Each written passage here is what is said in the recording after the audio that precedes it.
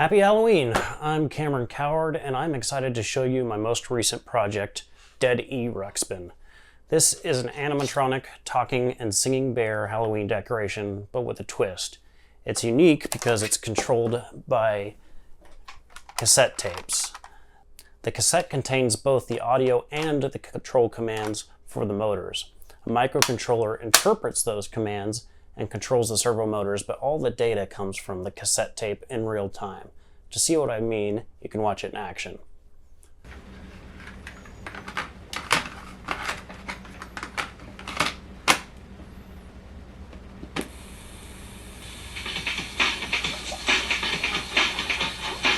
Well, I was working in the lab late one night when my eyes beheld an eerie sight.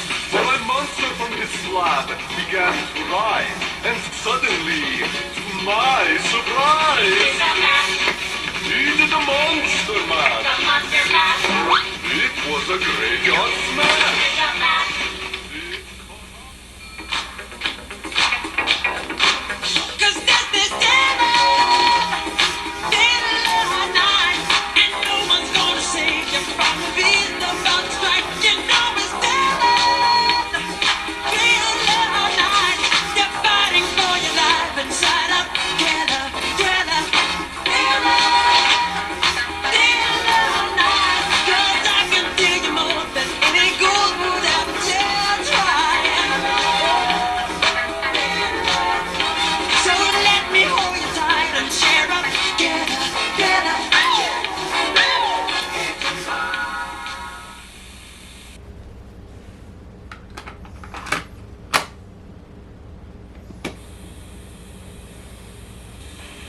We're friends to the end, remember? They're coming for you, Barbara. They're coming for you. Look, there comes one of them now.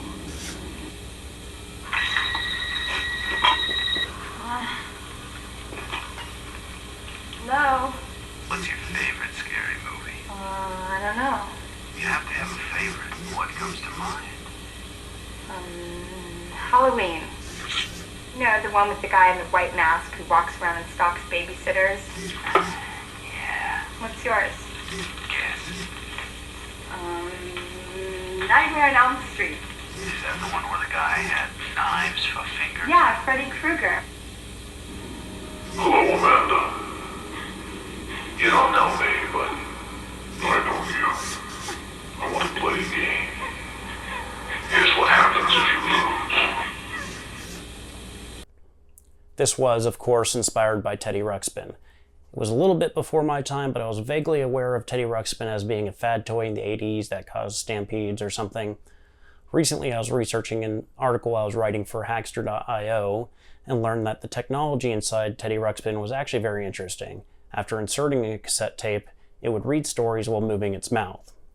It worked by taking advantage of the fact that cassette tapes stored stereo data, separate channels for the left and right speakers. One of those channels would provide the audio for Teddy Ruxpin while the other would control its mouth. I thought that was clever, but that I could do better. Instead of a single motor, what if I could control 3 of them? I chose to do this in a manner similar to Teddy Ruxpin. For my project, all the audio is on the cassette tape's left channel and all the movement commands are on its right channel. But Teddy Ruxpin could just translate amplitude for the entire channel to motor position.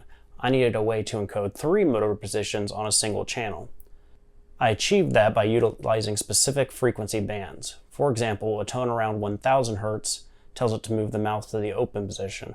1351 Hz tells it to close the mouth. 1825 Hz tells it to lift the left arm, and so on. To better visualize this, let me show you the waveforms and how I generated the tones. So here we have the audio file for the Thriller song. You can see this is split up into the left and right channel. This top part is the normal waveform. Down here is the spectral analysis. And so if this left channel is just the normal songs. That's just, Michael Jackson singing and all that is this left channel.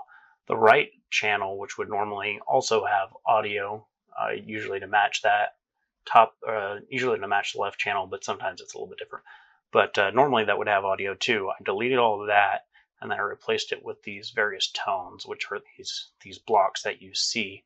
So each of these tones corresponds to either one or more specific frequencies that control the motors. So you can see this tone right here only has a single frequency in it. You can see that at the bottom in the spectral analysis. And that frequency is the one that corresponds to opening the mouth. This one has 3 different frequencies in the same tone. And so that's to close the mouth, lower the left arm, and lower the right arm all at the same time. And if you look at these areas, you can see how each of these tones has different frequencies in it. And those are telling the microcontroller how to move the motors. And those are all synced up with specific points in the audio. To show you how that's done, like say we wanted to move if we wanted to open the mouth, we can generate a new tone. And I set up some presets for this just to make it faster when I was making these files. Just open mouth, and then this has a base frequency of 1000 hertz, and it's only doing that one frequency. So if we generate it, it does a new frequency, and you can see that it generates that. And because I had the left channel turned on, it did it on that side too. But normally I would have that left channel turned off and only do it on the right channel. So if we wanted to move multiple motors at the same time, those all have to be part of the same tone, just different frequency components. So you can see if I'm lowering both arms and closing the mouth all at the same time, I have to generate a single tone with multiple frequency components in it. So that's what these are. And then when we generate that, we can see that it puts a single tone with all those in it. If we didn't do that, so here's the command open the mouth. If say I wanted to lift the arm at the same time and just tried to generate a tone to do that separately, you can see that instead of having multiple frequency components, it's basically just overriding the original frequency component. We don't want that, because then we're only doing the old action and not the new action. So we have to generate them together as a single tone with multiple frequency components. And that kind of limits the flexibility of the movements, because we have to set up different tone generation commands for every possible combination. I think there might have been a way to do it with multi-track mixing, where basically each of these tracks would correspond to a separate frequency, and then I would mix them together. But my knowledge about audio is mixing is not good enough to where I really understood how to do that. So I just stuck to doing it this way, which isn't quite as good as I think it could have been with the multi-track mixing, but it worked for this project. As you can see, just creating the audio files is a challenge by itself, but so is getting that audio onto cassette tapes. I purchased a small portable tape player and chose it specifically because it was advertised as being stereo. But there was a problem. It only plays stereo and doesn't record stereo. I ended up visiting every thrift store in my area and buying a handful of different tape decks. Most of them were worn out and didn't work, but I eventually found an old stereo that did. To record a tape, I fed audio from the headphone jack on my computer to the stereo. With a tape in and recording, I could then play the audio file on my computer. It took some experimentation to get the volume levels just right, but this technique worked. While I was doing all that, I was also building the electronics. Inside the bear, which is actually a hand puppet, there's a 3D printed skeleton with all the motors and electronics. The most important component is a Seed Studio Zhao RP2040 development board. I programmed it in the Arduino IDE in order to take advantage of the Arduino FFT library. It accepts input from the right audio channel on an analog pin and then performs a fast Fourier transform to analyze the audio signal. It breaks a large frequency range, 0 to 5000 Hertz, up into a bunch of little chunks, then outputs the amplitude of each. In the code, I have it checked to see if a particular band, like 1000 Hertz, exceeds a particular threshold. If it does, that means I recorded that tone in that place. When that's the case, it moves the corresponding servo motor to the position linked to that frequency. This all happens in near real time, though there is a delay that seems to vary from about 1/4 of a second to half a second. I attempted to compensate for that by shifting the tones a little ahead of the audio they're supposed to sync with.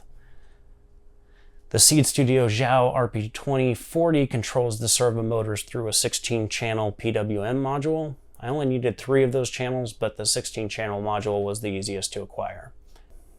At the same time, the left audio channel goes to a small 3-watt amplifier board and then out through a speaker mounted behind the bear's belly.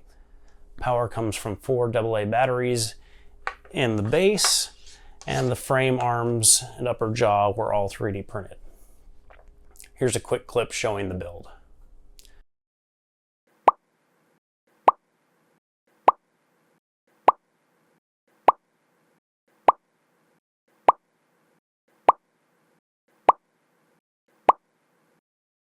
So that's it. This project was a challenge, but also a lot of fun. I got to learn about audio and analog signals and make a fun little Halloween decoration in the process.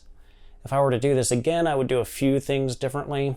First, I would try to improve the fast Fourier transform implementation to get more consistent and faster results. Second, I would choose servo motors that prioritize speed over torque, because these are a little slow. And finally, I would try to utilize multi-track mixing for the control tones to get more versatile movement. But overall, I'm happy with how Teddy Ruxpin turned out, and I hope you like it too. Thanks for watching.